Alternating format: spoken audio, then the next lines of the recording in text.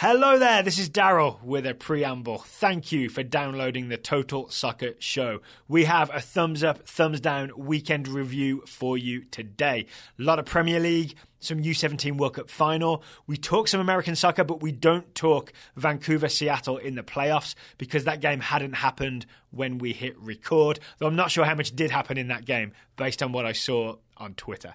Today's show is sponsored by RX Bar. RX Bar is a whole food protein bar made with 100% whole ingredients. You get 25% off your first order if you go to rxbar.com/soccer and enter the promo code SOCCER. You got to do both those things for the discount.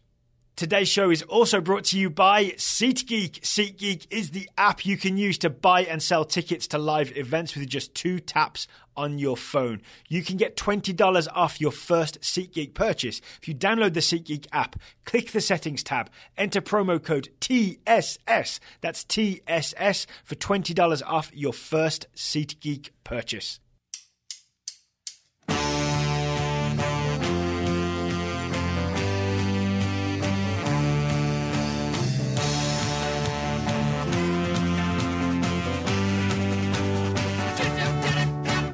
Hello and welcome to the Total Soccer Show. My name is Daryl Grove and I'm joined by a man who disapproved of my Halloween costume. His name is Taylor Rockwell. Hello. Hello. I thought it was great. I was not one of the ones who thought it was too soon. I thought you'd get a lot more reaction.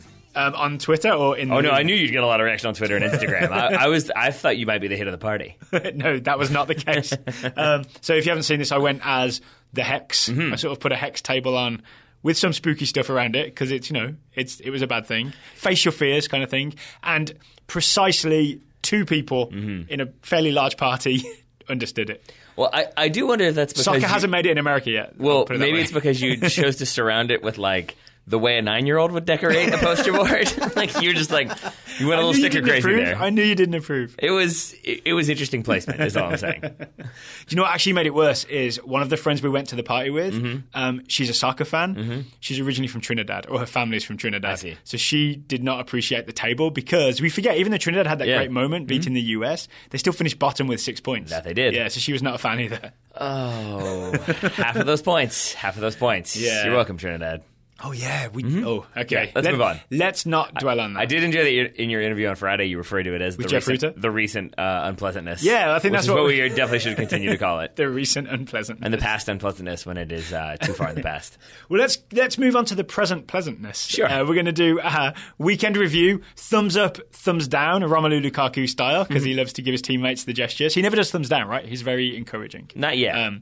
He got a little bit of a thumbs down himself this weekend. He did. We'll talk about that. Sure. So we're going to review the Premier League mostly and then some stuff from around the world as well. I have talked a lot, so I'll invite you to go first, Tyler. What's your first thumbs up, thumbs down this weekend? Sure. I'm going to start with the team who are top of the table. I'm going to say thumbs up to Manchester City for just being pretty. They won 3-2 over West Brom. Yep.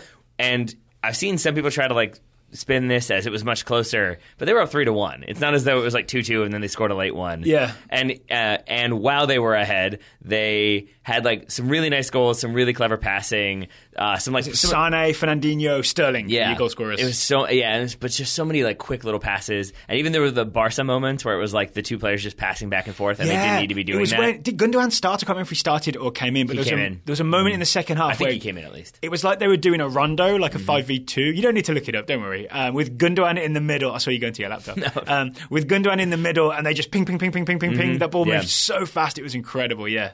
But I also love that there was still a few mistakes here and there. West Brom's second goal comes about from Nicolas Otamendi trying to chest the ball back, and it gets intercepted and scored. So there's lots of different reasons to watch Manchester City, but I think it's worth noting here that they broke the record for most passes completed in a game since that day that was tracked in 2003. Wow. 844 passes completed against West Brom. Not too. Most of them moving that ball, man. Most of them in that Gundogan moment, right? Yeah, I think they were 400. They probably were in 10 seconds. But I mean, it is really genuinely fun to watch that team because they have so many creative technical players capable of doing so many creative technical things that there's never like, oh, let's get the ball to this guy. He's the one, he'll do it. I mean, you've got Fernandinho scoring goals from distance. It tells you they've got lots of players doing lots of things. I noticed the more I've seen Man City play lately, we haven't talked about them lately because it kept being like big wins, right? And it's almost like is that big wins are like 2-0, like that's about what you'd expect from them. Well, I've got thumbs up to Gareth Barry for at least making the scoreline look interesting because the 2 assists for the 2 goals, it's Rodriguez scores the first one, I can't remember, Matt Phillips scores the second one, both beautiful balls over the top from old man, he's younger than me, Gareth Barry with his left foot. So ex-Man City player at least making the game look interesting on paper. I forgot about that. Well, I want to say, like, spitting off that one, thumbs up to West Brom for maybe possibly beginning the blueprint of how to beat Manchester City. Really? Yeah. Because if you look at the goals that they did get... Couldn't this have finished like 10-2? Yeah, well, see, that's what I mean. It's like beginning it. Like, yes, obviously City could have destroyed this team, and, 3-2, they still lost. But... to your point about that Gareth Barry's first assist specifically, it's him basically just picking his head up and playing the ball over the top and he outmuscles David Silva in midfield, and then he turns like in a little half circle, and then he picks his head up. He does. I just want to make sure he gets full credit for what he did. That's fair, but it's basically 2 runners running especially through. If Shingardian's listening, because he's not a fan of Gareth Barry. Fair. But it's 2 runners running through. Solomon Rondon, I think, was maybe offside, but either way, referee doesn't give it, and it's the 2 center backs. Because Rondon doesn't touch it. And it's but I think he's still involved in the play. So it probably should have been given. Because he's so big, he's always involved. Yes. But it's those 2 players running through center backs, I think, get a little bit confused, and I think City are slightly vulnerable with their center backs. Like, what? Another team is attacking us? Yeah, right. We're supposed to have the ball. Why is the ball in the air? We keep the ball on our team and on the floor. Yeah. And I think part of that as well is that there were moments when West Brom dispossessed City or caused them problems because they were really physical and aggressive pressing them, and they knocked players around and they got chances off of it. Yeah, I saw because that. City are going to try to build the ball. They're going to try to pass out of the back. They're going to try to possess. They're going to do it amazingly sometimes where they'll split to it. The goalkeeper will split 2 attackers because he'll do that. But I do think that a little bit more direct and a little bit of high pressure, especially up the field, can be sort of a marker for what teams can look to, because obviously if you let them have possession and sit back and think, okay, we've got 10 behind the ball, we're good, they will find a way through. I like your optimism. What do you mean? Just the optimism that anyone could be breaking down this Man City team, because I still think they look kind of like unbeatable really? Right now. Yeah. So you think it's over already? No, I don't think it's over already, but if they keep playing like this, we're 10 games in? If they keep playing like this for another 28 games, it's over. The question is this like a pace that can be sustained? That was a great political answer, my friend. You managed to say nothing while saying something. I do want to say something, though, because people might be wondering about like why it's clicking for Man City. The thing I notice every time I see them play is they really stretch the field and they work it from left to right really smoothly. And I think the best example is the Sterling goal. I think it starts on the left with Sane. He comes inside. He drops it to the top of the box to De Bruyne. He squares it to, I want to say, maybe Silva. Silva puts it out right to Kyle Walker, who's overlapped down the right. And then he gets in and then he crosses it low for Sterling. I think they've always got options to either side of them, and they manage to pull teams. Either you, when they stretch wide, right, they stretch their wingers really wide and their fullbacks wide. Either you go with them to try and mark those guys, or you stay central and concede that space. Yeah. And either way, they're going to get you. But I think a big part of that as well, you mentioned him earlier, is Kyle Walker and whomever the City have at fullback, because they really love sending those runners forward and setting them on overlaps. And or Kyle Walker just loves getting forward. That too. But I'm pretty sure that a player in Pep Guardiola's team doesn't do whatever they want to do. Pep Guardiola tells them what they're allowed to do, otherwise they will hear about it. But in this game, Fabian Delph as your left wing back, and then Kyle Walker as your right, obviously getting involved, but kind of picking their spots. So sometimes they're there and they're just there. Sometimes it is streaking down out of nowhere where West Brom think they've got it contained, and suddenly there's a gap and in comes Kyle Walker to shoot. Sometimes shoot wide, sometimes play the ball into the box. But again, those fullbacks cause serious problems, and I think that's another aspect of that kind of wide game that you're talking about. Speaking of Man City fullbacks, I want to say not thumbs up, but shark fins up to Benjamin Mendy. So after this game, I'm not sure, I guess he wasn't there. He must have been watching from somewhere else, because he was talking about his stream being 30 seconds behind. Or maybe he was watching the England game. Maybe that's what he was talking about. But either way, after Man City's 3-2 win over West Brom, he tweeted victory, 2 of those like muscle emojis, well done boys, and then Man City shark team cruising, and then a shark emoji. And we finally, I'm sorry, I can't remember who it was, told us that apparently Benjamin Mendy calls Man City the shark team because they're going to eat everybody. And I think even if he's injured for the rest of the season, that's money well spent for just having this sort of we're the shark team thing that I'm not sure the rest of the team is necessarily on board with the whole concept, but it's definitely lifting guys up. Yes, it definitely is. It's definitely making me laugh in the meantime. That's the thing. It goes back to a point from a while ago that like this is just a really likable team, and I think our friends, like Thad and John, who've been City fans for a while now, are definitely probably rubbing their hands together. Like, I've got a likable team that are winning games. Yep. And I've been here for a while, so it counts. Now, it's not me jumping on now. When they watch Jaws, they cheer for the shark. Well, obviously. You have to. And his name is Jaws, by the way. The shark's name is Jaws. Actually, his name is Bruce. Yeah, I was going to say. Yeah. It's what the crew called it, right? Yeah, but I call him Jaws. That's what Bill Murray calls him when he sings the theme song to Jaws. The love song from the movie Jaws. All right, since we're off on a Jaws topic, someone else recently tweeted, the reason it's really important to vote in local elections is that the mayor in Jaws 1 is still the mayor in Jaws 2. Wow. That dude's not good. And he's got some bad jackets, too. He certainly does.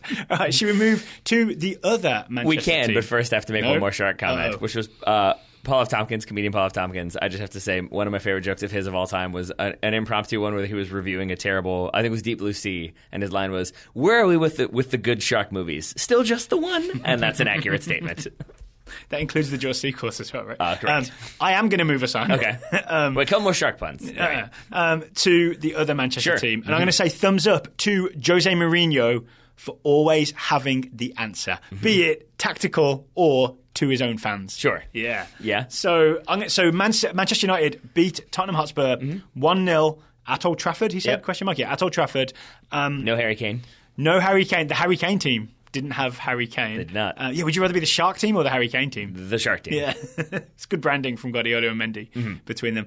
So Lukaku flick on from a long ball from a De Gea free kick, flicks it on to Martial, who has come off the bench, a Mourinho substitution. Martial scores the winner reasonably late, right? It's in the 80-something minute. This was a Mourinho sub, right? He brought Martial on for Marcus Rashford, a substitution that got booed, weirdly. And also apparently Lukaku had been taking some stick during the game from Man United fans. But I'm convinced that Jose Mourinho, we've talked about him sort of over-preparing, but preparing in a way that makes me want him to be US men's national team coach. I think he fully prepared for this Spurs game. He knew what Spurs want to get you to do, and he did that thing you talked about, the Karl Rove thing of making that their weakness. Yeah. So people know Spurs' game plan is they press you, they make you kick it long, and then they win the ball when you kick it long. So Mourinho said, okay, well, when we kick it long, we're going to have Romelu Lukaku and a second striker alongside him, which is not normally what Manchester United do. Nope. That was the big tactical shift. And I think people focused on the three at the back, but I think the three at the back was so they could go 3-5-2 and have two centre forwards, and it finally paid off in the 80-something minute when Lukaku flicked on and Martial ran on to meet his header. But if you look at the way they're tracking for when that ball comes in for Lukaku to flick on, it is sort of the age-old problem, or at least the theoretically age-old problem, of three centre-backs versus one main attacker. Because like Lukaku in this situation was the one who was up top clearly trying to win that ball. And you do have that moment. Was Martial up there as well? He was way off to the right, essentially. He was a good 30 yards, maybe 5 yards behind, but 30 yards over. And that's he makes that run. They don't see that run coming. That's but he was up high. He wasn't in midfield. Right, exactly. Yeah. But it's more what I mean is that it seemed like the three center backs weren't entirely sure who needed to step and be on Lukaku. And so you have that momentary. Was it Dyer in the end? No, Dyer was the one who was covering. I think it was Alderweireld who doesn't win the header, and I think it's Dyer who doesn't cover. Or maybe that's flipped around. But either way, basically you have one step a little bit late. That's why Lukaku's able to win it relatively uncontested. And then I believe the reason why I say it's Dyer is because I believe he was the one who then didn't come across, quote unquote, and cover that space. But it is because of that movement of Lukaku. But that's also why he was getting booed, is the perceived lack of movement earlier in the game. So what I was confused by this. If you looked into this a little bit, maybe on some Man United sort of boards to see why were fans not happy with Lukaku? And this sort of drew Mourinho's ire in the post-match, the press meeting, right? Press conference. He talked about how the fans really should, they should be more supportive. Well, from what I understand, the fans, first of all, a lot of people were really upset that they were booing in the first place, and supposedly it was just a vocal minority. Who knows if that's true? But it sounds like they were booing. Number one, they didn't want Rashford taken off. I think it wasn't even though that he was being replaced by Martial. I think it was a lot of people thought it should have been Lukaku, and that's where that booing came from. And that's a misunderstanding, right? If you are playing this system where you need one guy who's always going to win balls in the air, then you don't take Lukaku off and pair Rashford with Martial. Then you've got two guys who are nowhere. Combined, they could stand on each other's shoulders. They wouldn't be as good in the air as Romelu Lukaku. Nope. But it's also, again, like this is where I think you have to sort of, it's going to be frustrating when you have Jose Mourinho as a coach because he's intentionally going to cede possession. He's going to try to make the other team make mistakes and capitalize on those mistakes. And with that comes, I don't think he wants his players to do high press. I don't think he wants them charging people down. And my guess is that he gave Romelu Lukaku instructions. Look, don't expend pointless energy. Don't go chasing stuff down. Save your minutes, save your runs. And also because if you're running every single time, they're going to get used to it. But if you're staying kind of central and helping win the ball, but then occasionally you make those darting runs, it's going to cause more problems. What I saw Lukaku doing, because I woke up early and watched this game, we rewatched a little bit in the office before recording, right, is him and Rashford to start, Martial later.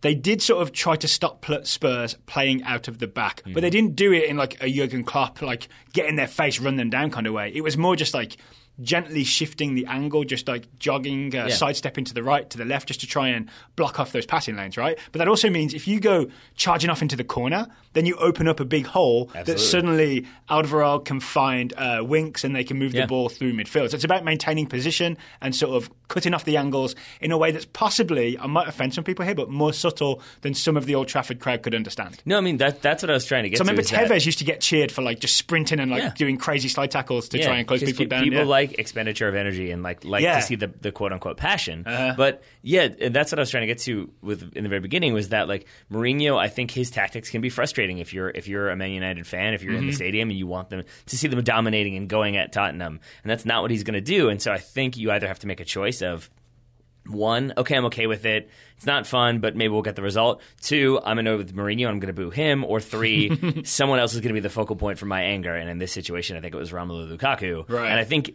that probably frustrated Mourinho because Lukaku was doing exactly what he'd been told to do and got booed. I also think Mourinho, he doesn't mind, distractions. I think that's another key part of it. He's happy talking about that. Yeah. In the same way that he got annoyed when I think he was told that they had played like negative or counterattacking or defensive, and he disagreed with that, even though they obviously had. So what needs to happen, I think, Mourinho needs to type up his game notes, have it photocopied 80,000 times or 76,000 times. I'm not sure the capacity of Old Trafford. Just give it out to all the fans so that like you don't give it to any of the opposition of course, players or managers, and you just have everybody maybe in like tiny little notepads, and they can all see what Mourinho's plan is, and then they can be all in on the team. Then they know what's supposed to be happening, and they can be like, oh, I see what Lukaku's doing now. Yeah, I do think on a more realistic you understand note, I'm joking. I do. On a more realistic but still very speculative note, I also do think that we've reached the point in his being Jose Mourinho's usual employment like period where the papers start to print stuff. Yeah. And I have already started to see like a couple different papers talking about like, oh, PSG are very interested, and he's in Mourinho? Yes. And like he's still very like, he's inclined to manage in France before he retires. And there's all these just little stories about like, oh, he's mad that they haven't signed this person, or he's mad that and I feel like is that sort of media coverage starting to be like, oh, Mourinho's annoyed again. I think, as controversial as he can be, I think Jose Mourinho has a lot of friends in the British press who he can kind of not plant stories with, but can encourage certain stories that help him out. And I say this because I listen to the Sky Sports Sunday Supplement podcast, not all of it, but some of it from Sunday morning. And you could tell there were a couple of, I can't remember their names, I'm sorry, a couple of pro-Mourinho journalists. And they were almost like delivering the talking points that had been handed to them in a way. Do you know what I mean? So I feel like he's very good at getting his message out. And that slight pressure that like, oh, well, if you don't like him, he could always go and manage PSG. That might get sort of the whole Manchester United, maybe fans and board and whoever else sort of back on board. Yes. But I want to... Remember, they're second in the league right now. So it's not as if they're in the relegation zone. This is the thing, and forgive me an extended metaphor for a second, but we should move on from Man United in a second. We will. But my wife and I were up in Northern Virginia this weekend, which reminded me of when it used to take her an hour to get from our house in Falls Church into D.C. for her work. Yeah. And that was, like 7 miles away or whatever. Like, it's just the way it works. And so when we moved back to Richmond, suddenly her commute was like 14 minutes, and it was amazing. Like, she could get there so fast. But how quickly you forget. Did she start getting mad when it was 17 minutes? As soon as it was 15. It was like, this is ridiculous. It's so long. It takes forever. And it's how quickly you forget. And I would say the same thing with Man United fans. After Ferguson, with Moyes, and then with Louis van Gaal, so many people were like, look, I would take unattractive soccer if it meant getting results, if it meant starting to win, if it meant challenging for the title or being in the top four. And then as soon as you're doing that, it's sort of like, yeah, but we want to play pretty. Look how much fun City are. And it's like, yeah, everyone can't be Man City, man. That's not how it works. Oh, so worth thinking about. We talked about how Man City might be really. I think they look impossible to play against. You think there might be some ways, like maybe Man United sign Gareth Barry. Jose Mourinho, yes, that's it. Very good at sort of counteracting what a team do.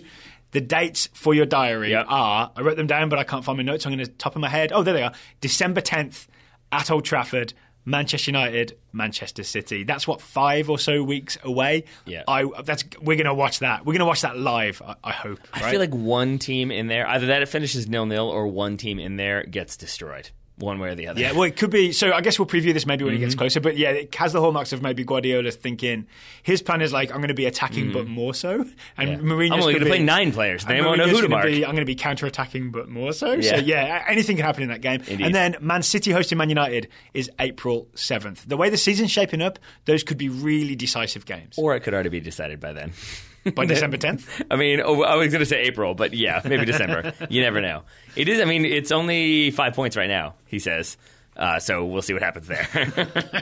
A decent gap already forming. All right, lots more Premier League to talk about and some rest of the world to talk about. But first, today's sponsor is RX Bar. RX Bar are back. Yep. RX Bar is a whole food protein bar, which means they're made with 100% whole ingredients. They label the core ingredients like egg whites, dates, and nuts on the front of the package in big block letters, and the ingredients that make up texture and taste on the back. There are no fillers, additives, chemicals, or, crucially for me, with the type 1 diabetes, added sugar. The diabetes. They come in 11 different flavors, and they're all gluten-free, soy-free, and dairy-free. So we did these ad reads, maybe 2 months ago, and we got a lot of good response. Like a few emails from people saying, hey, I tried these, they were great. Sales must have been good because now that's why RX Bar are back. I think sales are about to improve again because I'm pretty sure my wife was obsessed with these. Yeah. So I'm pretty sure I'm going to have to buy some of these to make her happy. Well, she should use the discount code, which we will reveal very soon. That works for me. So when you use only real food ingredients, as they do, turns out you can taste real food, right? Like berries, cacao, and sea salt. And I would say this is like what could happen with the US men's national team. If you get sort of these young, exciting players that haven't been sort of processed, sort of like Graham Zusi has been processed through Major League Soccer to become a weird right back, then you taste the raw flavour of exciting young players. How long did you work on that one? A couple minutes. But whether you like sweet or savoury or a full defensive midfielder, fruit or chocolate, there's an RX Bar for you. Yeah, I'm with you now because it's like Andrew Carlton. Like he hasn't been drilled into like how you have to play in this system. It's just like go out there and do stuff, man. It's just the raw ingredients of soccer on full display. And he hasn't been told, hey, we need a left back, Andrew. Could you please go play left back for a while? Yeah, let's make sure that never happens. That's literally what has happened to some attacking midfielders in Major League Soccer, and then they've been forced onto the field for the US men's national team doing that job. Well, I'm saying Graham Zusi is processed food. That's true. And while Andrew Carlton may theoretically be good in a number of positions, we want him to stay in one. But RX bars are great for a number of different things. They're good for breakfast on the go, snacks at the office, pre- and post-workout foods, or just to eat when you're laying around the house. So yeah, we actually we haven't got a sample box this time. We did have a sample box first time round. We did. Genuinely tasty. Genuinely disappeared from the office after I had a couple. Yep. I'm not pointing any fingers, but someone took them home. Yeah, I believe that was cleared, but maybe we'll have to get some more just to make you happy. Okay, I believe you. I believe you. All right. Oh, yeah, no, okay, I remember now, because this is where you said Margaret wanted to try them, right? Yes. Okay, fair. I rescind my accusation. Fair enough. Well, for 25% off your first order, visit rxbar.com/soccer and enter the promo code SOCCER at checkout. So that's rxbar.com/soccer. Link will be in the show notes, and the promo code is soccer. There you go. 2 soccers. Simple enough. So we've gotten all the Premier League done. Just kidding. 2 Premier League games. Lots more to cover. We only talked 2 games so far? We sure have. All right. Would you like to go next? I kicked us off with the Jose Mourinho stuff. Sure. I'll go to Crystal Palace West Ham, which finished 2-2. Right. I'm going to say thumbs up to Joe Hart for playing his heart out and then nearly crying in the post-match interview. Yeah. And he really did play his heart out. He, forgive me for the... Not literally. Yeah, no. But, he made some ridiculous saves in this game. Some of them were like textbook Joe Hart, like really good positioning. Some of them were amazing reaction saves. One was the free kick, right? Didn't he reach into the top corner to keep a free kick out? He sure did. So totally deserved a win. Totally deserved probably a clean sheet, but didn't get that, and then certainly didn't get the win because of thumbs down to Michael Antonio for being the new textbook example of how not to kill off a game. Yeah, so I've seen it, but please talk me through it as if I don't know. So it's basically... 6 minutes added on to this game. In the 90 plus 6th minute, so the final minute, he gets the ball and basically, I think it's a Palace defender, slides in, tries to get it off of him, misses, and now Antonio has the ball in like the Crystal Palace's defensive third at the corner flag. He could just kill it off. He could just turn and wait. That almost always leads to a corner or a foul. And he must know, I know he's not wearing a watch, but he must know that we are deep after the 90th minute, right? Because he will have seen the board go up, he'd have seen the 6 minutes, and you've played in games, you've got a rough sense of how close to the end you are. Yeah. You've probably asked the ref at some point as well. Not one thing he does in here is excusable, because you could easily kill it off. But then I can even understand, like, oh, but no one is near me, I can drive straight in and like get a shot off at goal, or maybe square it for like a FIFA goal. But instead he kind of lazily dribbles and then does this very lazy chip that he's trying to play into the box. I think he's trying to be delicate and precise. But and instead he plays it, I forget which Crystal Palace defender is there, but it's right under their chest. They chest it back to the goalkeeper. Goalkeeper starts the counterattack, ends up with Wilfried Zaha scoring about 30 seconds later. So there's a lot of focus on the Mikel Antonio mistake. Joe Hart, I don't know if you saw this, you didn't see this. In the post-match interview, Joe Hart basically said we were unprofessional at the end. Well, yeah, because he didn't point any fingers, but he's basically talking about Antonio. Well, it's Antonio, but it's also, I believe they had 3 attacking players in the box. Yeah. When there was absolutely no reason for them to have done that. You could say maybe the reason Antonio crosses is that there's someone to cross to. If no one had gone with him, maybe he would have been more encouraged to just stick it in the corner. Yeah, but that's still on him. Like, he's still the one who pulled that trigger. Yeah. Yes. But let's not take anything away from Wilfried Zaha, the man who scores the equaliser. So he's kind of dribbling into nowhere, kind of, right? He's inside the box, going down the sort of left-hand channel, and he's well defended. And then he pulls a sort of, it's not a 360, it's not a 180, I want to say a 270 turn, and just knows, okay, this is it. The clock's running out. Got to fire it. He puts it through the legs of I can't remember the name of the defender. He's a young guy who came on towards the end. Through his legs into the far corner for an equaliser, and Uncle Roy is up on his feet. Yes, he was. Yes, he was. Because, I mean, it's a very important point for Palace, and obviously it's a kind of heartbreaking 3 points lost, or 2 points lost for West Ham, and we'll see what happens with Slaven Bilic as a result. So, okay, you did this first. I went thumbs up to Chicharito for refusing to score an orthodox goal. So the first West Ham goal is Chicharito scoring weirdly with the outside of his foot when it wasn't really necessary, but probably is what fooled the keeper. Is that fair? I mean, I think it is kind of necessary, honestly, because I watched this again because I was like, could he have just hit this instep left foot and maybe just didn't want to? But I think the angle he's running, the pace he's running, I think he's just trying to put it in before the goalkeeper can get his feet set. And so because of that, he has to do this kind of like outside of the foot stab. That definitely works because the goalkeeper still gets a hand to it, but still finds its way to the back of the net. And then I've got thumbs down to Mikel Antonio for failing the Stanford marshmallow experiment. What is that? Wait? Didn't we talk about no? Yeah, the marshmallow experiment is if you can eat one marshmallow now, or you can wait a certain amount of time and then you get 2 marshmallows. So you're basically just saying he didn't wait? He didn't wait. And he could have got all the marshmallows, right? My confusion was not about waiting. It was about how did marshmallows factor into this. You know this experiment, no? Yeah. Yeah, okay. So, Antonio could have had 3 marshmallows if he just went into the corner. Okay, that's what I was looking for. I was confused at how you're going to work marshmallows into this analogy. He ends up with only 1 marshmallow that he has to share with his teammates. Yes. All right. Well, they all look at him like, you're the reason we only have 1 marshmallow. Did you call this the Stanford marshmallow experiment? Yeah. Okay. It is that what it is? Okay. Yeah, it's the same guy? I did my research. Okay. I watched this game, then I looked it up. I think you called it another experiment, the Stanford experiment as well before. I think this may be Stanford the university as opposed to Stanford the researcher. I do not know. There we go. I do not know. Either way, it finished 2-2. Yeah. Crystal Palace. That would make sense because it was Zimbardo's prison experiment, but it's the Stanford prison experiment. There we go. All right, cool. We're on it. We're on it. I'm going to say thumbs up to Kevin Friend for calling a foul when a foul occurred. Liverpool's 3-0 win over Huddersfield. Liverpool get a penalty, and it was correctly given. Tommy Smith, I think it was Daniel Sturridge that he just pulls his jersey back. Basically, Daniel Sturridge has gotten away from Tommy Smith on a corner kick. Is it Firmino? I think so. And just straight up like horse collar tackles him, like pulls the jersey back, takes him down, and then has the audacity to be like, I didn't do anything. But then I want to say thumbs down to the ball for lying. Because the ball did lie in this situation. Ball does lie, it turns out, Salah missed the penalty, and then was it Henderson? He only scores penalties that qualify you for a World Cup. It goes back to my buddy's Trey point that like he's going to score like 12 goals this season, but it's still going to be like maybe he should have scored 25. Mo Salah. But in the end, it doesn't really matter because Liverpool get that win. I've got thumbs down to Tommy Smith, the Huddersfield right back, for being caught red-handed and then wrong-headed in Liverpool's 3-0 win over Huddersfield. I have this as well. So red-handed, his hand was full of red jersey to give away that penalty kick, and he got lucky that Salah missed it. But wrong-headed, did you use the phrase wrong-headed? I did not. I said, then I had a bad header. I said just thumbs down to his game overall. So it really was. From right back, he tried a defensive header. I can't remember who'd floated the ball over.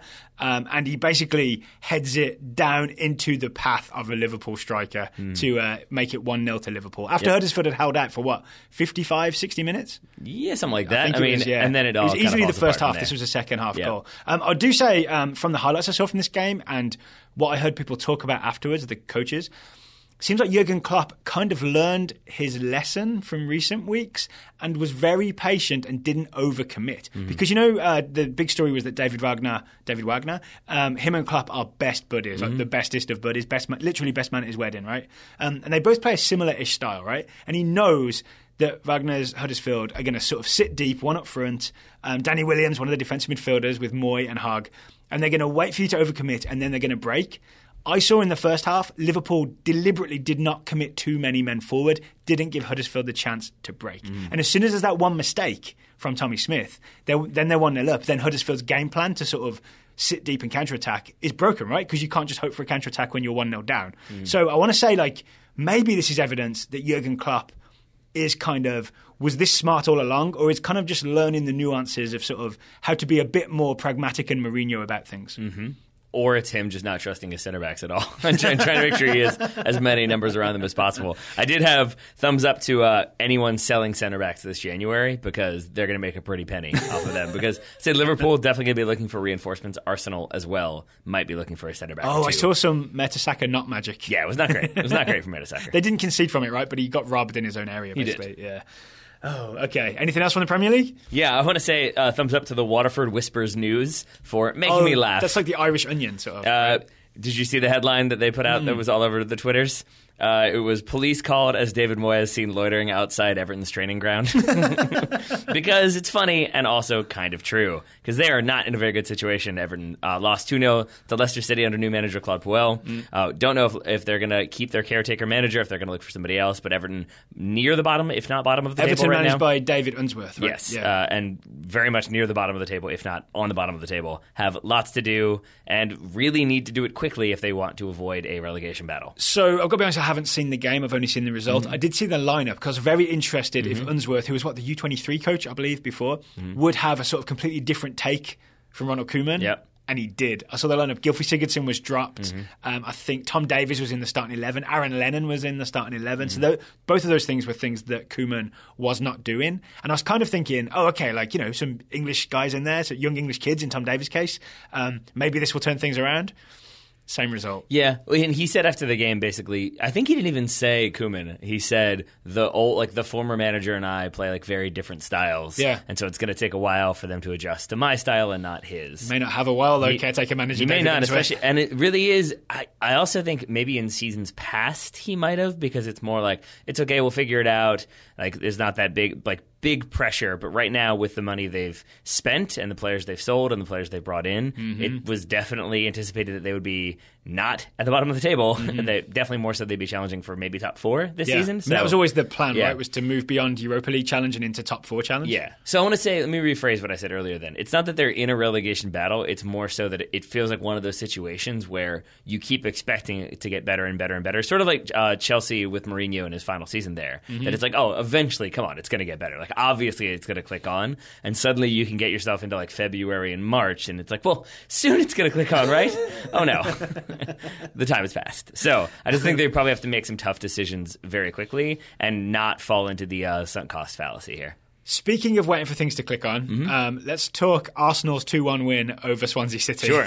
I want to give a thumbs up to Said Kolasinac, who I'm sure I'm still not pronouncing it quite correctly, but I'm giving it my best, for being the ideal left wing back and an ideal Arsene Wenger signing. Now, you had him at your left wing back in our simulation. We'll talk about that in a minute. So Kolasinac had a goal, an assist in Arsenal's 2-1 win, and he also had what should have been the best assist of the game with a back heel to Alexis Sanchez in the area, which was saved. He was a free transfer. So my argument is, if all Wenger signings were as good as Said Kolasinac, they would have won 10 titles in the last 10 years. So just a big thumbs up to Sead Kolasinac for being a great signing and a great example at left wing back. So basically what you're saying is Arsenal fans, don't worry about it. You don't need to spend any money. I'm not saying that. Cool. I'm saying you need 10 I'm more. sure they'll all love that take. I'm saying you need 10 more Kolasinacs. Yeah. I think they need a couple more centre backs. Again, I say. You mentioned Greyhead Gaming. I want to say thumbs up to our friend at Greyhead Gaming on Twitter for running the Football Manager simulation of Taylor and I's 2 Premier League draft teams from the start of the season. I also want to say thumbs down to at Greyhead Gaming for running the simulation of our Premier League draft from the start of the season, because results did not go as I would have liked. They did not. So what, he did 20 simulations? Yeah, I won one, yes. I believe, on a famous night at Molineux for what I believe Greyhead Gaming called the Wolverhampton Wolves. He did. Yeah. So I think if you're going to call the Wolverhampton Wanderers the Wolverhampton Wolves, by rights he should have called Manchester United the Manchester Mans. I thought he was maybe going to call him like Man U to balance it out, but he did not in the end. I also want to say that he did bring up an interesting point, which is that when he did like our manager creations, he tried to make him look like us. He points out a lack of well-bearded managers in the Premier League and around the world, apparently. So was that not an option when he created the like avatar? There was I think you could have like the short, Taylor beard? like basically what you have, like the a little bit past Miami Vice stubble sort of look. And that's what I was going for. It's not enough, man. It's not enough. It's not enough. But I was happy with the 20 simulations. I've got some complaints. I had, I believe, 12 times more wins than you. You did, and that's why I've got some complaints. Complaint number one is I believe there was some collusion. What? Why do you say collusion? Thanks for asking. I would say that there are a lot of emails exchanged back and forth between Taylor and Mr. at Greyhair Gaming in terms of tweaking Taylor's tactics and walking him through the Football Manager process. No, see, that was the thing, is that he kind of refused to do that. So I would say, like, well, I want my team to do this. How do I do that? And he would basically say, like, I don't want to give you an unfair advantage. Oh, he did? Oh, that's but here are the ways that you could do that. It would show me like what the different like strategies are, and then I would have to read and be like, okay, I want to do that one. Okay, well, point two is if you watch the video, we'll put a link to the video in the show notes. I'm only kind of joking, complaining, but I'm also 100% serious about this point. I call this kidding on the square. I had a back three with Cesar Azpilicueta as the right centre-back, which is where he'd been so great for Chelsea last season. I think when Greyhair Gaming was mixing around sort of where people were to try and like get them in the best possible position, we ended up with Azpilicueta as the central centre-back, the central centre defender. And I can only assume in all the simulations, Harry Kane just pounded him into the floor. Yeah, sure. I think it was because basically like that didn't fit his comfort level wherever you wanted him put, but I'm not sure how I wanted him right centre back. Yeah, so I mean, I have many more complaints, but mostly about the results. Yeah, I enjoy the Daryl Grove. I'm not really complaining, but then proceeded to complain about the entire thing. Oh yeah, no, I mean, very much complaining. The Wolverhampton Wolves I guess part that's was what the you do worst. when you win 1 out of 20. But I do appreciate at Greyhair Gaming going through, I mean, because it's a lot of effort to sort of put that simulation together, edit it in Football Manager, and then run the game, 20 times, I believe? So. Yeah, so we'll put the link in the show notes. Thank you very much for doing that. Yes, and great intro as to who we are, and explainer of who we are, and a lot of support as well. So very much appreciated all over the place. Any more thumbs up from the Premier League, or are we moving on to the rest of the world? We can move on to the rest of the world. But first, today's Total Soccer Show is sponsored by SeatGeek. SeatGeek are long-time sponsors of the Total Soccer Show. If you don't know by now, you will never know. Buying tickets to sports and concerts can be complicated. Don't shake your head at me. Oh, my head is shaking. But there is a better, simpler way to buy, and it's with SeatGeek. It's the smartest, easiest way to get tickets to live events. 2 taps on your phone, you can buy or sell a ticket. That you can, my friend. And I've been looking up different shows I would like to go to. This band in particular, I would like to see. Not playing anywhere near here. But if you live in like the Northeast or like Detroit, Chicago area, or on the West Coast, yeah. Well, I don't want to say the Midwest and then name 2 cities is what I would counter with, because I'm pretty sure it's slightly larger than that. But I would say go see LCD Sound System if they're in your neighborhood. Didn't they've become the Eagles? Didn't they? How do you mean? Didn't they sort of have a farewell tour? I specifically remember some people I know going to the farewell LCD Sound System show. I'm pretty sure. See, I feel like if you're going to say, didn't they become the Eagles? That's a loaded question. Because I would say many bands have broken up and then gotten back together. Yeah. By that rationale, I would say the Guns N' Roses also had their fair share of farewell tours. True. But LCD Sound System, I think they just put out a new album. But they're also just very good, like happy, lively music. And at a time when the United States soccer in general kind of still a little bit of a bummer, maybe happy music is what we all need. Okay, so LCD Sound System on tour. You can get your tickets through SeatGeek. Yep. If you do so, you'll be getting a $20 rebate. There we go. If you download the SeatGeek app, you enter the promo code TSS for Total Soccer Show. You click the settings tab, you enter the promo code TSS. You'll get $20 rebate on your first SeatGeek purchase. I'm just saying, bands out there, like unless you are all just like ritually committing suicide at the same time, don't call it a farewell tour. Even Land Ho, Daryl Grove. Who's Land Ho? The Parks and Recreation band, fronted by Jeff Tweedy. I think it's basically Wilco, but they call them a different band. Their last tour was called the We Are Never Ever Ever Getting Back Again tour, and then they did a reunion concert. Was it tongue-in-cheek, or was it? I know, I think it was like they all really did hate each other, but then got together for narrative purposes. But I'm just saying, unless you are like, do not have the band members anymore, like on the planet, there's a decent chance you're probably going to reunite at some point, because money is necessary. Even the Eagles replaced Glenn Fry with Glenn Fry's son. Really? Yeah, they just kept going. That's fine.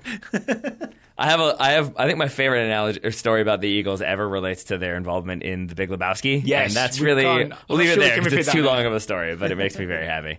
But Jeff Lebowski, big fan. Yes. Right, thank you to SeatGeek for sponsoring today's show. Yep. All right, thumbs up, thumbs down for the rest of the world. Would you like to start or shall I? I don't know, Daryl. Why don't you just take it easy at Hotel California? That's all I got. I'm going to say thumbs in the same direction as the future of English football, because that is up. Yep. The England U17s are now World Cup winners. They beat Spain in the U17 World Cup final. They won 5-2 after being 2-0 down. Yeah, that's the key thing for me. Imagine how good they'll be when they learn to wear their jerseys the right way around.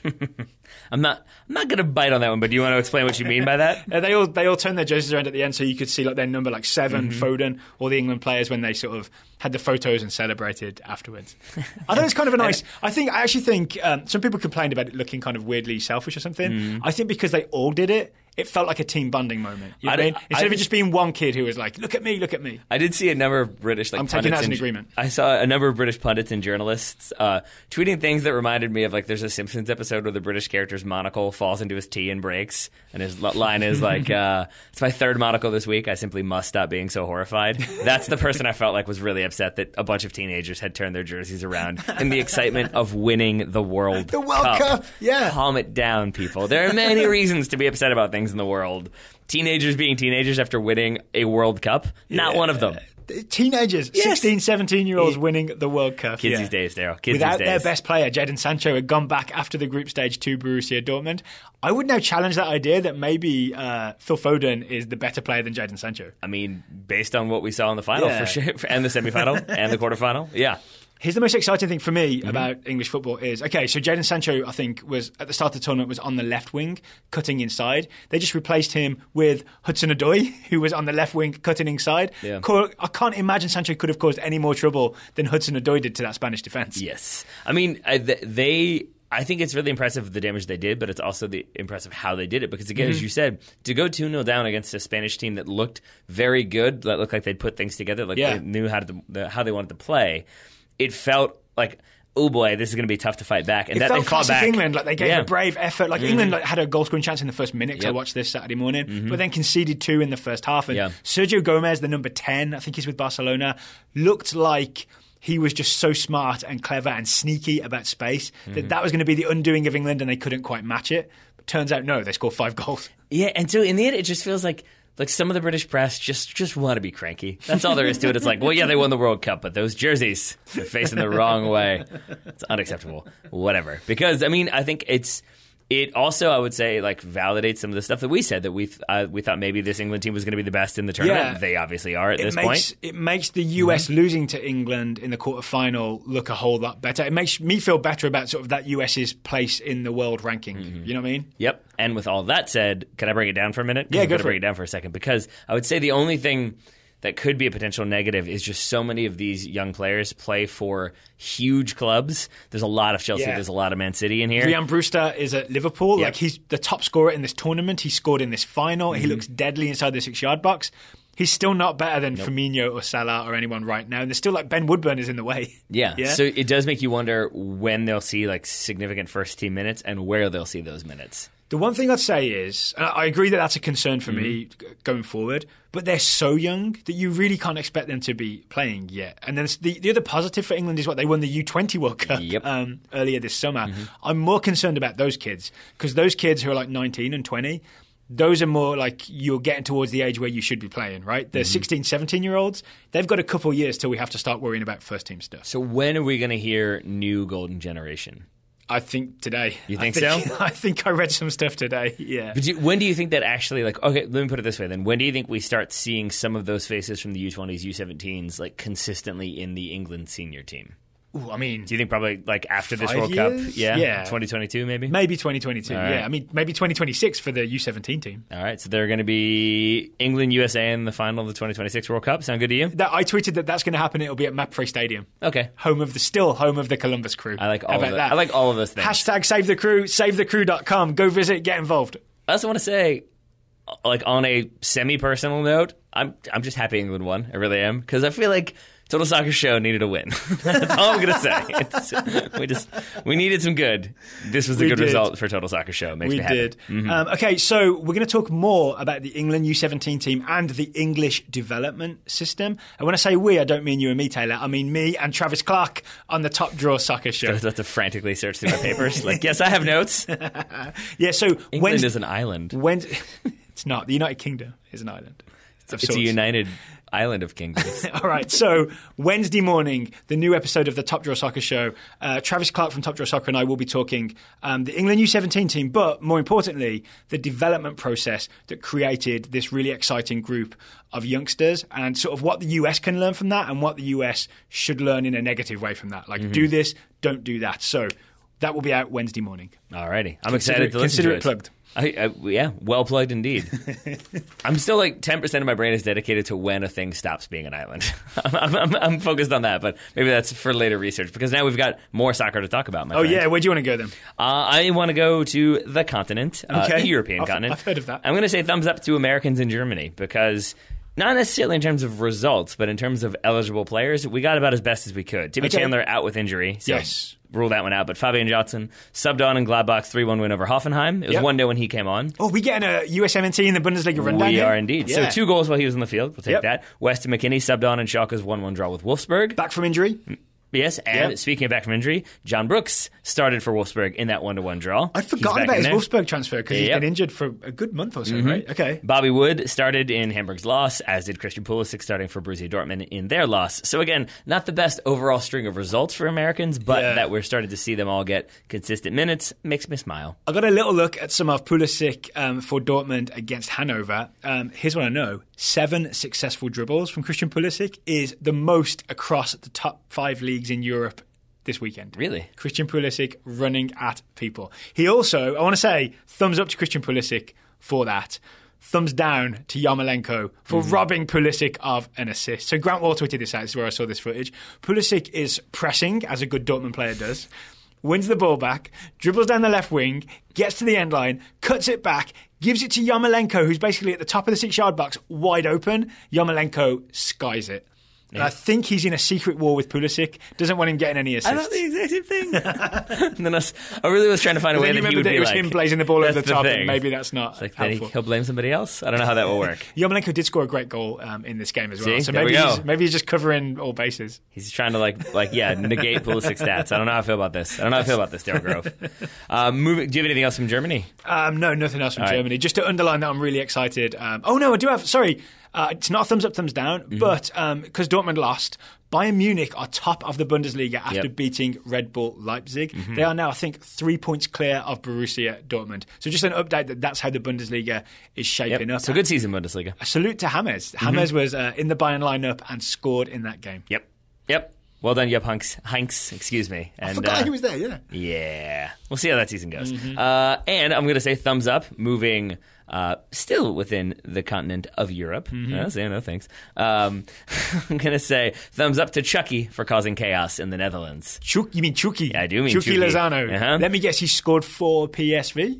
2. He scored 2. 9 goals in 7 Eredivisie matches. He's the first player to score in 7 of his first 8 matches in the Dutch league. I'm going to say both goals, like, kind of definitive Chucky, like, just not necessarily like poaching, not necessarily like dribbling 80 people and scoring, but just sort of like... He does do some of the latter. He does, but he does like a lot of like the technical, like just kind of getting in the right spot, getting himself open, getting a little bit of space, and then getting that shot off. A lot of his goals are like, oh, there's no space there. Oh, he didn't move the space there. Exactly. Yeah. So it's just, again, I don't know why we have such like strong feelings towards Chucky Lozano, because it just kind of came out of nowhere. Maybe it was from the Pachuca, the Pachuca FC Dallas game we suddenly saw like, oh yeah, he's a difference maker. And even before that, I don't know. But for some reason, I'm definitely interested in where his career goes, because it seems like he has made a step in the very right direction. The very right direction. So cutting in from the left in the right direction. So I'm excited to watch him at the World Cup. But it's also got me a little bit jealous and thinking we need more Americans going to the Netherlands. The more I think about it, the Netherlands is the league where US players need to go from MLS to Europe. I know Miazga is at Vitesse via Chelsea. That's what his bus ticket said. Yeah. but I'd love to see more Americans go to the Eredivisie. Yeah, because we said this at the time with Lozano going there. It was like he moved to PSV as Hector Moreno moved to Roma. And it feels like it's sort of like you go there for one of the big teams in the Eredivisie, you get some minutes, you establish yourself, and other teams start to look at you and think, wait a minute, this dude scored a bunch of goals. And I absolutely think there are going to be some big money offers for him, if not in January, which would be a little bit premature, then definitely after the World Cup, especially if he has even a decent tournament there. And while we're on this topic, also Portugal. I think the way that there's a lot of Mexican players going to Benfica and Porto, I think that's a thing that the US should sort of maybe establish a pipeline. If we're going to build a pipeline, let's build it across the Atlantic directly to Portugal. Well, yeah, and I guess maybe we're just going to keep expanding it, because I would say Portugal, I'd say the Eredivisie, and it's not in the scouting reports, but I want to mention it here. Shaq Moore, American left back, got his first start in the Copa del Rey last week. Got his first senior appearance in La Liga this weekend. Yeah. And I think that's another one that, like, I can't claim to watch every single La Liga game every weekend and be super into it, but I also am aware of how important that league is and how good it is at developing young players from a technical standpoint, and I would very much like to see more Americans there. I know I'm a little bit off topic now, but can I raise this? We did a show recently, we talked about like ways to improve US soccer, and one of the things we talked about was improving Major League Soccer and getting players over to Europe, and we talked about like trying to establish some contacts. The one thing I don't think we do very well, as I understand it, is hookups with agents. Like, it seems to me that US soccer or Major League Soccer needs to sort of court some European agents and be sending them footage of like, hey, have you heard of this Tyler Adams kid? Here's a video. Maybe you should like connect him with someone. You know what I mean? Maybe that's happening, but I think that would help get the pipeline moving, get an agent on our side, us being the US, get that pipeline moving. So, but are you saying this is like something US soccer should do? Or something like Major League Soccer should do. Maybe they should have an office that is like, you know, in charge of connecting agents with up-and-coming US players. I think you've got to want to sell your players before you that's things. The mindset change that needs to happen. Yeah, right? But I'm with you. Because, I mean, I do think that there's lots of players who could have an impact in lots of different leagues if the process of getting them there weren't so circuitous and confusing. All right, we've been slightly sidetracked, but I'm going to take us briefly to Liga MX. Sure. I'll give a thumbs up to Jonah Gonzalez, who is still top of Liga MX because his Monterrey team beat Club America 2-0 to go clear at the top. I think they're 3 points clear of Club America. Someone else may be in second now, actually, because they may have dropped down.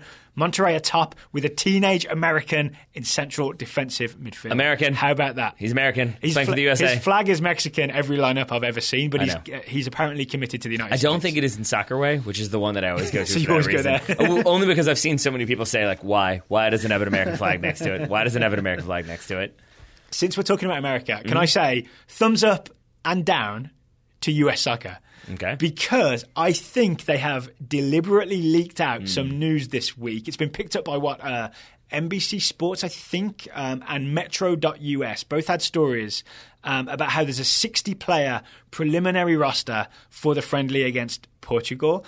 And the list of names that are sort of confirmed on there are all the young, exciting players that we've been talking about. Some of the guys we've mentioned today, Weston McKennie, Tyler Adams, Jonathan Gonzalez, Matt Miazga, all those names are on this 60-player preliminary roster. Yep. That has accidentally been leaked out to the press. And Daryl, this is a PR operation. I'm excited to say that there's a possibility that one of our listeners will get $10 million if everyone gives us $50. It's a possibility. I just feel like that's what U.S. Soccer is doing. Is like, there's I see. 800 people in contention. Sure. I don't know. It just feels like, I know they're doing it. I agree with you. I think they're leaking this information because they want people to think like, oh, there are people behind the scenes making stuff happen, and there is a plan, and they're trying to change stuff, and they are interested in giving the youth a chance. And I also know that there was recently a fan survey, and one of the questions was, would you like to see more young players on the US national team? So the US Soccer knows that this is what fans want. So it's not even, I'm actually pro this, right? We've been talking about, we've wanted this for a while. We want some youth on that team to play Portugal. But I also kind of, I don't know, I feel a little weird about the process where they're kind of like winking at us and nudging us like, hey, it's coming, get excited. Don't schedule anything for November 14th. I guess we'll see. I would say, I would take it in a more like negative way, and I would say that it feels more to me like, oh, hey, it's coming, we're making changes, please don't ask us to be fired, or like demand that we be fired. It just feels like please don't get behind another US Soccer president. Yeah, and that was my bad joke or like bad analogy about like we're going to give everybody money, maybe possibly. It just feels like they're doing enough to float out stuff to keep everybody from like grabbing pitchforks and torches. and so just like that, like I'm sure there will be some players called in, but also 60 players, like that's... Well, they're not calling 60 players in. They're saying there's a 60-player preliminary list. Yeah, but that means nothing. I guess that's how I feel with that, is like it's just sort of creating news that doesn't necessarily have to be followed up upon and doesn't actually have to be a basis, because they could say, yeah, we had 60 names, but really we only ended up looking at 4. And then it's like, that would still be enough. What if 45 of the 60 names were Breck Shea? I mean, awesome. I feel like that's something he would like. But I just, like, they could have just as easily... Yeah. Oh, his hats. They could have easily just waited, though, and released the roster, and it could have had Weston McKennie and Jonathan Gonzalez, and we would have been just as excited. I think maybe they're getting a bit desperate that people are turning against this team. Also, I don't want to talk about this too much, but I've also got this weird feeling that Dave Sarachan is not selecting this roster. Someone else at US Soccer is selecting this roster. Yeah. And then you get into a roster selection by what looks best from a public relations standpoint. Yes. Yeah. I'm getting a bit conspiracy theory here. No, I think actually... if you are, then I will one-up you, because I think this kind of confirms what we felt with the Sarachan appointment in the first place, or the Sarachan stewardship, or the Sarachan guidance. Yep. He's an assistant coach who will guide the US through the game against Portugal. I have to believe US Soccer had an interim manager, Tab Ramos, in mind, and thought, okay, he'll take over, we'll give him some names we want to see, it'll be a bunch of young players with a new face in there, we'll explore other options, maybe it ends up being Tab Ramos, but in the meantime, we've got a coach, we've got a bunch of young players, everyone's going to be pumped. And that plan more or less completely fell through. Yeah. And so they still have to find a way to make it seem like someone's doing something and people are in control, but that it's kind of being hinted at from behind the scenes, and not Sarachan coming out and doing a Facebook Live Q&A or whatever and saying, we're looking at 60 players. To me, it feels like it's a lot of, let's just do that. Let's see if that works, and kind of figuring stuff out as they go. The other thing is, I don't know if you saw this story, that Juan Carlos Osorio, the Mexico coach from Colombia, said that he has been in sort of... he admitted that he has had some conversations with US Soccer about maybe coaching there. So presumably that would be after the 2018 World Cup. And I genuinely didn't know how to feel about that. Sorry, I haven't seen that story. It was En Español. I think it was like ESPN.mx. Did he say when he had those conversations? No, he didn't. And there could be like a weird translation thing that I've got wrong. But this story has gone around. And Eric Gomez also tweeted it out, who is bilingual, right? He does a lot of El Tri Ing stuff. El Tri Ing? You know what I'm talking about. Yeah. English language El Tri coverage. Just mentioning that, this is a conversation that has been going on behind the scenes. Yeah. And I mean, and that kind of wouldn't surprise me. I don't know if I would love it, but I don't know if I would hate it. But I would say that I do think, like, a lot of stuff... I like changing formation in the first 3 minutes. Yeah, what could go wrong? I do think a lot of stuff, though, tends to be, like I don't know, you and I have talked to... like, not revealing too much, but you and I have talked to other podcasts about, like, oh, we could collaborate on this, or oh, we could do this. And I feel like if you were then asked, like, have you ever talked to such and such a person about doing a podcast, and you were like, oh yeah, like that, if you were the national team manager, it gets reported in that way. That's whereas true. Like, you can just kind of have those casual conversations. True. With that said, I would not be surprised if maybe they'd reached out and thought, hey, he's doing okay. He qualifies for World Cups. And really, like, and obviously he has a lot of US experience, right? He was the Red Bulls coach for a while. Yeah. Wasn't the most popular appointment, and still isn't with Mexico. And that's where I, again, feel like I'm not surprised by it, because it does feel a little bit short-sighted in the sense of, like, he's doing well now, he must be the reason, let's get him as our manager. And the real reason is, of course, Chucky Lozano. Obviously. That's who we should try and get. Yeah. Is that possible? Can we get him? We cannot. Can we go Diego Chara route and just every week try to find a new way to get him to be American? Could Diego Chara play for the US national team? I'll look into that. I think we've done it several times. But we should probably do it again. We haven't done it in a couple of weeks. Things might have changed. All right, any more thumbs up, thumbs down? I've got a couple still to go. I've got a couple. Do you have any more? Well, whatever. I'll take us back to Europe briefly because I will say thumbs up to Dries Mertens and Napoli for keeping things interesting. What's going on? Well, they have won yet again. They are top of the table, 11 games played, 31 points. So decent. That's, I'm going to say, Man City-esque. Plus 24 goal difference. Don't also they play Man City-esque. City again this week? They do. Yeah, That's so Champions League is Tuesday, leg, Wednesday.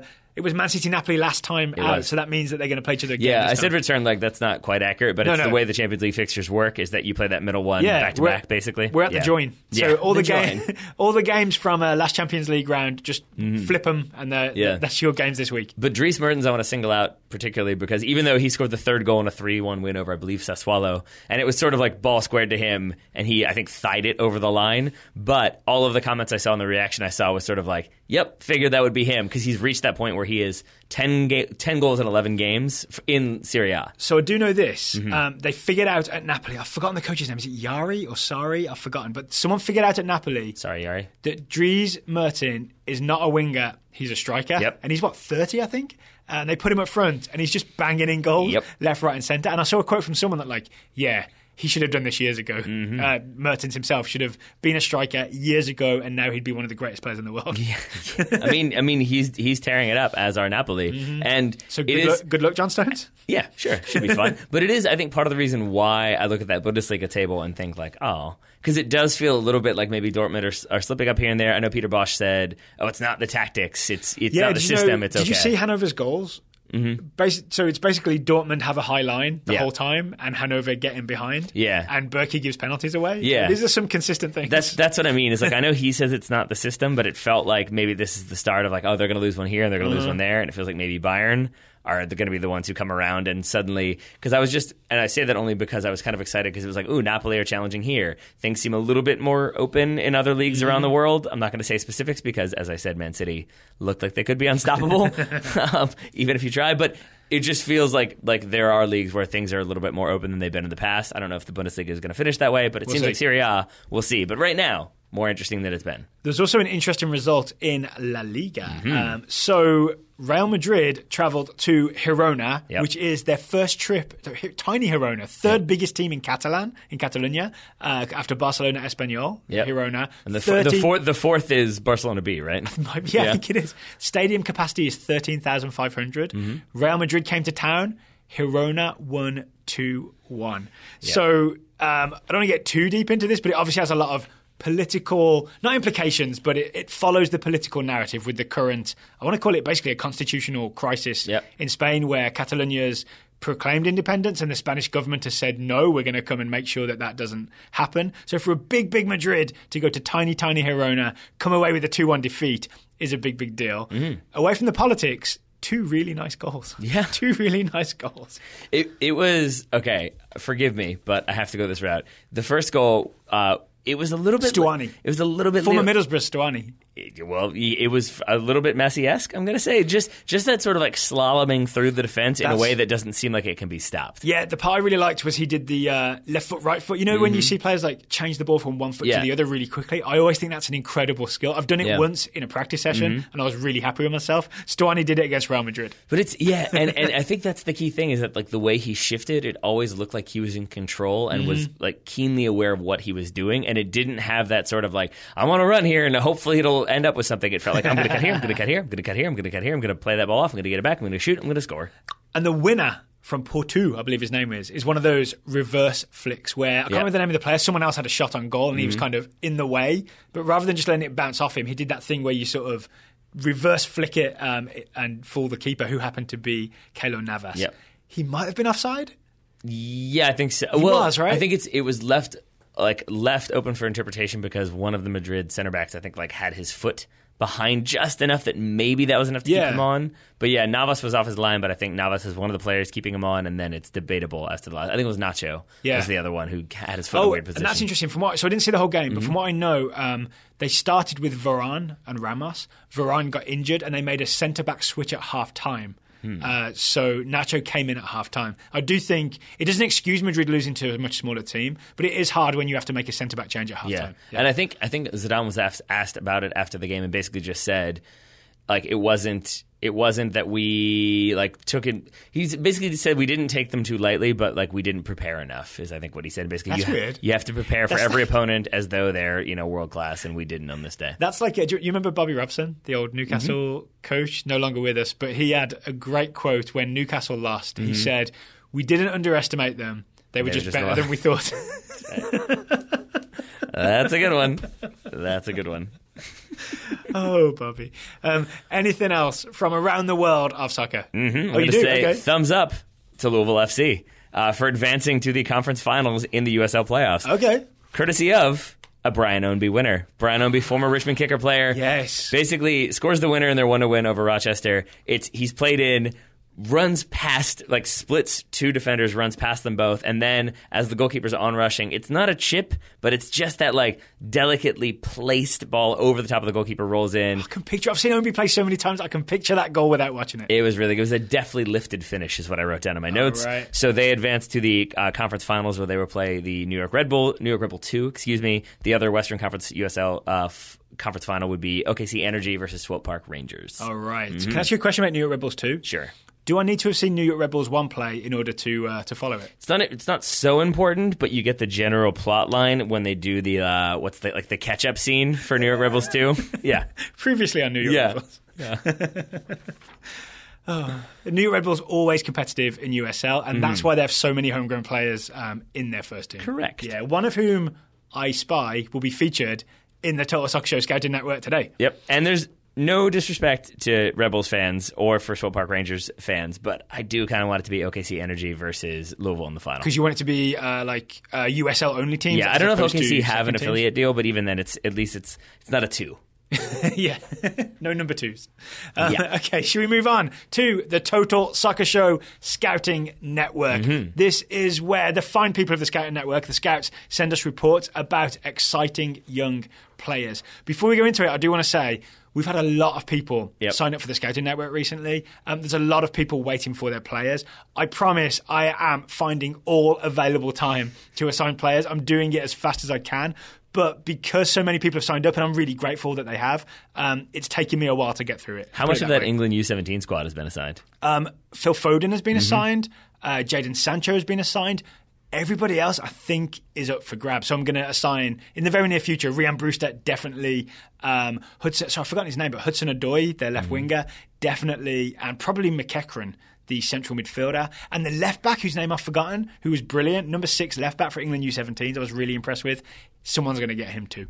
Phil Foden is now Philfo Baggins for me, just so you know that. First scouting report comes from Dylan Veach, scouting Kai Havertz, 18-year-old German attacking midfielder for Bayer Leverkusen. Kai got his 3rd and 4th starts of the season last weekend. He picked up 3 assists in the first 15 minutes of the second half to help Leverkusen crush Gladbach 5-1. His most impressive moment was the 3rd assist. He won the ball back, quickly started the counter, and sent Julian Brandt through for a nice finish. Then this weekend, he started in the number 10 spot as Bayer beat FC Köln 2-1.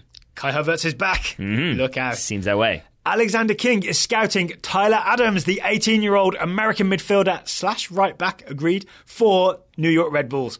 Alexander says, this one hits home for Alexander because he's from Chicago and the Fire are his team. Oh, so this is the MLS playing round game, Adams looked sharp in the first round playoff match against Chicago Fire. Tyler got the assist for Sasha Question with a driven cross on the ground into the box. He sure did when we reviewed that game. Thank you, Alexander. Please keep keeping an eye on Tyler Adams. We'll see him, tomorrow night when New York Red Bulls play Toronto FC. This is true. Also, I just want to say this, I love every single one of these scouting reports. Morrow. He'll be up against Justin Morrow. That is exactly who he'll be going up against. It's going to be interesting. Jacob Stolzenbach, scouting Felix Passlack, 19-year-old German right mid, right back on loan at Hoffenheim from Dortmund. Felix has played 3 games with the senior team for a total of 77 minutes and has spent more time with the TSG second team. Jacob reports that he doesn't know why Passlack is not playing. All of the articles he's found are in German, so Jacob is currently attempting to get his German professor to read them for him.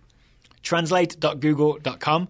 paste in the link and it will translate it for you. Yeah, translates it into like he are could Almost be not English. but is. Yeah, because it doesn't sort of rearrange the grammar for you, but you can work it out. I do think like German is probably one of the ones that it's got a better like algorithm on than some of the more like lesser known languages. Fair. Okay. Brian Kelly is scouting Sander Berger, the 19-year-old Norwegian midfielder for Genk. Brian says Sander is getting consistent starts for club and country. He's proving to be a natural number 6 with lots of technical ability, physicality and a keen eye for passing options. Plus, since he's 6'4", no one can really push him around when he's dribbling. Unfortunately, he picked up an injury against Bruges last weekend and therefore didn't start in Saturday's 0-0 draw with an unpronounceable Belgian team. That was my editorial. I looked up the result and I was like, there's no way I'm going to do that to either one of us. I would have tried. No, it wasn't worth it. And by the way, Bill Hamid has joined Midtjylland. Yep. Willie Reed scouting Jesus Vallejo, 20-year-old Spanish center back for Real Madrid. Jesus made his long-awaited debut during Real Madrid's Copa del Rey match at the Segunda B side, Fuenlabrada. Vallejo was paired with Nacho, and they easily outmatched their opposition. However, near the very end of the game, with Real Madrid up 2-0, Vallejo made an overly rash tackle that resulted in a straight red. This is especially upsetting because he was all but guaranteed to start at the home leg. Now he's suspended. Take a seat, Jesus. Kristen Mladinha is scouting Briel Embolo. Briel, the 20-year-old Swiss forward for FC Schalke. Is it FC Schalke? I added that, for Schalke. It's been a slow start to the season for Briel as he's been working his way back to full fitness after nearly a year out from injury. Schalke are being very cautious with his minutes. He did get his first start in Schalke's 1-1 draw with Leverkusen, though, right before the international break. In addition, Embolo got minutes in both of Switzerland's most recent World Cup qualifiers and looked closer to his old self. Switzerland have a playoff game against Northern Ireland for a spot in the World Cup next month, and Briel seems likely to feature. I forgot the playoff games are coming. So exciting. Yes, they are. Rich Hunter scouting Nathan Ake, or Aki. We do this every time. I'm going to say Ake. I'm going to say Ake, and we're going to stick with that from now on. Yeah. 22-year-old Dutch center back for AFC Bournemouth. No, I think it's because I always want to say Ake, but I feel like that's wrong, and I don't know why, but I'm going to say Ake. Ake started and played the full 90 in Bournemouth, 1-0 loss to his former club Chelsea. Ake continues his strong run of form with the club, playing the left side of a back three that mostly contained Eden Hazard and Alvaro Morata. Ake was not involved in the giveaway and counterattack that ended in Hazard's goal. Rich also says, when does a player graduate from the scouting network? Ake is a 22-year-old sure starter in the Premier League and seems ready for a long, fruitful career. Is Rich hinting that he wants a new scout? Maybe, possibly. I mean, I would argue that a player of this quality, Bournemouth is a temporary stop. I would say so. And you would assume he would go to a bigger team. So if I was Rich, I would keep scouting him because I'd want to see where he manages to go, right? Where he manages to go with the Netherlands, if they ever go anywhere, and from Bournemouth, and where he goes next. Rich, if you want a new player, though, email me, daryl@totalsockshow.com, and I'll set you up with a new player. I'm going to brainstorm approaches to this, though, because I do think there could be like some hybrid approach where we give him a new player, but also he continues to report on okay, but only in like big, not like he played 58 minutes in Watford's 1-0 win, but it's like he got his first international call-up, he scored his first international goal, like those big minutes, and then you can also have a secondary player who's young and exciting. All right, I've got a good way to end this. All right. Rich, are you okay with that? Thank you. I'd take a lap if I had time. It would be better if you didn't have to read the next scouting report, so you could just sit there in happy silence. I'll say this: that was well done, and better than some of your other ones this evening. So nicely. So you're ending on a high note, I think. Thank you? Question mark. Shreyas Romani is scouting Dan Axel Zagadou, the 18-year-old French left-back/centre-back for Borussia Dortmund. I've seen the end of this movie. It's a crazy game. I've seen the end of this movie. Crazy game. Crazy Shreyas report. says Zagadou started in Dortmund's 4-2 loss to Hanover and had an eventful match. I agree. He scored his first goal for Dortmund, which was a really good, calm finish, but was partially culpable for two of Hanover's goals and received a straight red in the 59th minute. The red card foul was nothing malicious. He just was the last man and brought the Hanover striker down from behind. Hanover scored on the resulting free kick. For Hanover's second goal, he seemed to be the one who played Jonathan onside as Dortmund's high line was beat. Again, Daryl adds, and then couldn't prevent the striker from getting across into the box, which led to the goal.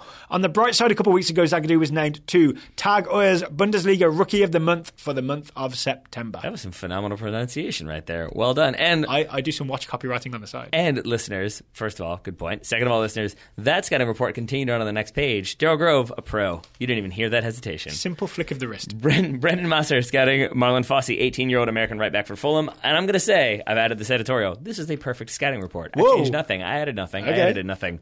Fossey has had his name listed as a possible youth movement call-up for the upcoming match against Portugal for the U.S. national team. Oh, really? While the player is the first-choice right back in the U20 men's national team setup, he has not played a competitive match since last spring due to a groin injury. Frankly, says Brendan, it would be a shock to see a player that hasn't been penciled into Fulham's Premier League 2 side since last spring be given a national team call-up. Fellow cottager Luca De La Torre stands a much greater chance. Why is that a perfect scouting report? I'm not saying there's anything wrong with it, but why is it perfect? I think it's because he updates us on where he stands, his injury status, what the news is, because it doesn't necessarily have to be like, oh, he didn't get any minutes in this game, still remains to be seen. It's sort of like, here's a little bit of news. Yeah. It's got the why, but it's also got a little bit of news about what's happening, but also a report on other players who are doing other things in the scouting network and might be worth paying attention to as well. Okay. Monofassi, I think, was the guy that got injured before the U20 World Cup, right? So he should have played for the US but wasn't available. You look like you're not fully convinced. I'm pretty sure. Yes, no, you're absolutely right, because I remember his really strong performances for the US U20s, but that was in the qualification. Tournament. Yeah. There it is. Ira Jersey is scouting Ashley Sanchez, 18-year-old American forward for UCLA. Ashley played 82 minutes. She made a few nice passes, but was mostly ineffectual in UCLA's October 26 loss to number 1 ranked Stanford, home of the marshmallow experiment. The 1-0 loss was UCLA's first home loss of the season. The Bruins are now third in the Pac-12. Do we say Pac-12 or PAC-12? Pac-12. I'm not from here. With 2 matches left before the tournament begins. Ashley seems to be part of the squad, but the last few matches she has not been as effective as earlier in the season, with only 1 goal and 1 assist in her last 6 matches. Ashley Sanchez, one of the future players of the US Women's National Team. She is, and that's why we're very thankful to have reports on her. Thank you, Ira, for that. Thank you to everyone who sent the scouting reports, and Isaac, yes. But we did want to note, there was lots of other players in the scouting network doing lots of things these past couple days. I mentioned Shaq Moore getting his first La Liga appearance. We had Luca De La Torre. That was his first senior appearance this weekend. For Fulham, his first senior appearance. And Martin Odegaard had a filthy backheel assist for a goal for Herenveen. Yes. Okay, so we want to just quickly mention those, but we want to wait to give the details when we get the scouting report. So if you're listening and you're out there, Odegaard Scout, De La Torre Scout, and Shaq Moore Scout, please send us those reports. Let us know how your players did. Yeah, and again, I want to remind people that like Luca De La Torre, Shaq Moore, I tend to try to keep an eye on American prospects and see what they're doing. So I went and checked Fulham. Right. And is it Levante? I always forget who he plays for. Yeah, Levante. But we want the details, right? Right. But also with Odegaard, that really was just front page of Reddit Soccer. And again, Twitter, you can find lots of good little clips in there too. So lots of different avenues to find those. And then again, why I enjoyed Brendan's report so much is because even though there's not so much on the field from Marlon Fossey, that doesn't mean there's not crazy little things happening and little pieces of interesting news. He's still around, right? He's still got a career that's ongoing. Yep. The other one I recommend always is just find 2-minute highlights. Is your player in those highlights? If so, he's done something very, very notable. He or she has done something very, very notable. Let us know. One way or the other. If you'd like to join the Scouting Network, it's one of the ways we keep the show going. You'll be supporting the show. Do so at totalsoccershow.com/join. Okay. If you've recently joined, you can if you want. If you joined 12 times, I think. So when we were testing the process of the sign-ups, I always cancel that afterwards, though. That would be wrong if I kept subscribing. Why you cancel? If you'd like to join, it's totalsoccershow.com/join. If you recently joined, you're waiting for your player. Non-verbal I didn't want to pursue it with you. If you're waiting for your player, email me, Daryl@totalsoccershow.com. I will be assigning players Monday afternoon. If you hear this before Monday afternoon, US Eastern Time, email me, let me know. I'll get you your player. You can jump the queue with an email. It's a little secret. Should we start a thing where it's you assign them at a specific time and you have to announce it on Twitter? We just hype it a little bit. An unveiling. Daryl's going to unveil 60 new scouts who might be in the scouting network, and now you're US Soccer. Honestly, I like the idea of that, kind of, but then it's a big commitment, and I don't want to accidentally get distracted and end up not doing that. Okay. Right? Yeah, let's avoid that. So we'll put that in the maybe pile. How about that? How about we commit you to some things as well? Nah, just you. All right, well, thank you to Dylan, Alexander, Jacob, Brian, Willie, Kirsten, Rich, Shreyas, Brendan, Ira, and not Luca De La Torre and Shaq Moore. They were just notes at the bottom. They didn't submit scouting reports. I mean, career moments. Yeah, thank you for having career moments. Thank you, everybody, for supporting the show. Thank you, everybody, for listening to today's show, The Weekend Review. Taylor Rockwell, thank you for taking the time to talk to me today. Right back at you, friendo. Listeners, thank you for listening. We'll be back again with another show in the very near future, hopefully reviewing the MLS playoffs.